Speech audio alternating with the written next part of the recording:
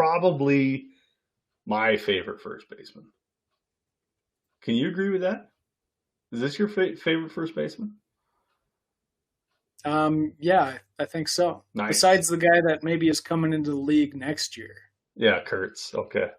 Yeah. Okay. With I think both of our personal preference standing right now at first base is a Tampa Bay Ray, and he's with the Single A affiliate. His name is Xavier Isaac.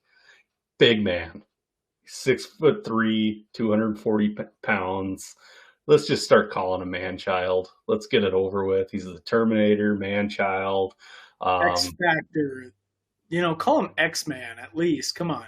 yeah, The okay, X X Man. Factor, Weapon X, or as the Statliners like to say, Big Pookie for no reason in particular.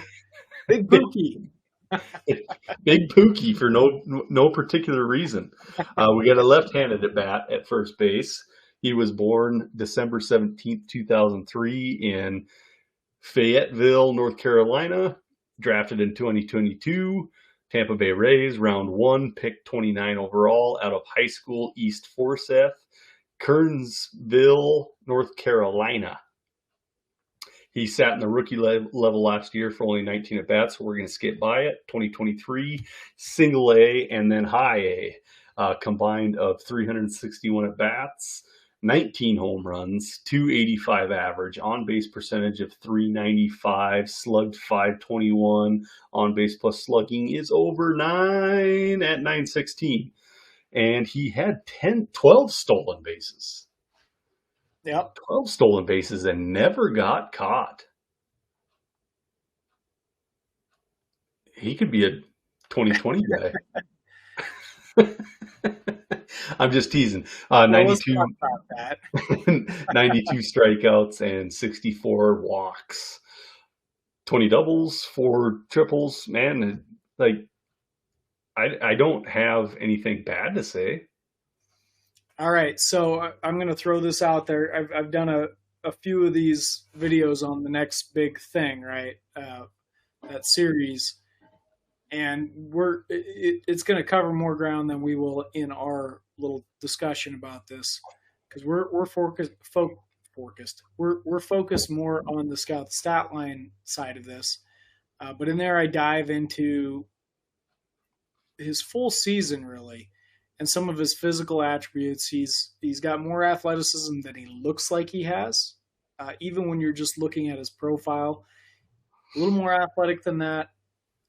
He's got big grades for his power, and he's got surprising plate discipline. That's what I've seen from him personally, looking through the data.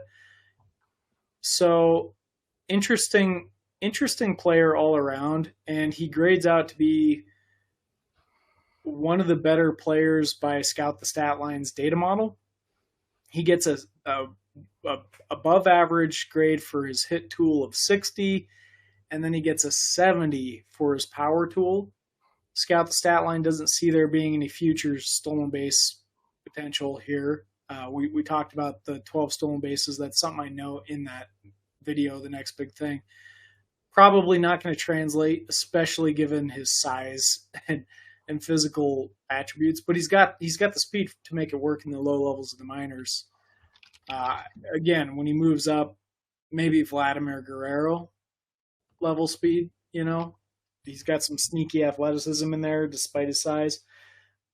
But he grades out unregressed for 32 home runs per 600 plate appearances while having a really solid bat. I want to take a second to talk about the Rays because I think it's really interesting. Last year, they had Manzardo, who was the top of this list. And this year they had Trey Morgan on this list. And then we've got Xavier Isaac. They traded Manzardo. This team is just so good at identifying and developing talent. It's insane. It really is impressive that they're able to do these things with these players to the level that they were comfortable enough letting go of a player of Manzardo's caliber, right? And they did it before too with Nate Lowe, right? They had a Yep. really good prospect that they were just willing to let go. So just a fascinating thing. I think he's in the right organization for a special career. And I think he's going to be I think he's one of the top prospects that you can target at this position. Yep. No doubt about it. In fact, probably my favorite, probably number one. Yeah. Yeah. He's my number one as well. Body types there. He's going to be a first baseman. God, he's a big guy. Scout the Stat Line has a comp of Roger Maris. Yeah. I don't love that comp at all. Yeah. It just doesn't make sense in my head. I have a comp myself, and it would be Rafael Devers. Okay. All right. Devers is not as tall. Don't get me wrong, but they have about the same poundage on them. Devers is 235. Isaac is 240 with 3 inches on top of him. But if you look at their minor league stats, it's pretty similar.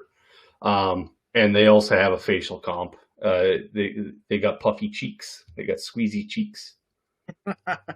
Squeeze their cheeks. It's interesting. I could see that a little bit. There's some similarities there. I think Isaac has better plate discipline than Devers showed coming up, but it's an interesting comp, and okay, I'm on board with it.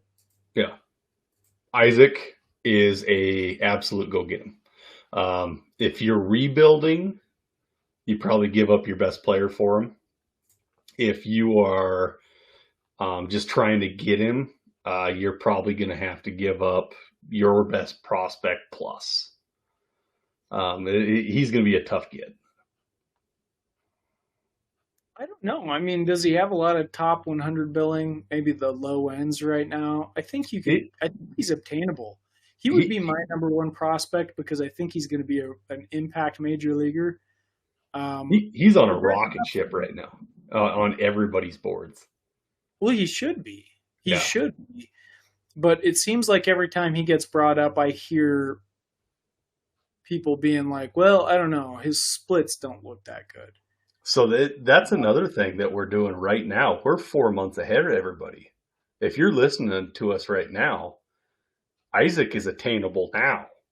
In 4 months, when everybody else's rankings come out, he's not going to be attainable. That's what I was trying to say. Good point. Good point. Go get him right now before it's too late. Before it's too late. Yep. Yeah. 100%. Yeah, because he's going to be top 50 on MLB. Guarantee it. Oh, no that won't come out till January.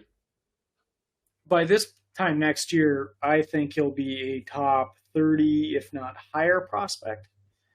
I think January this year, he'll be top 50 on everybody's list. Once everybody starts going through it, once again, we're 4 months ahead.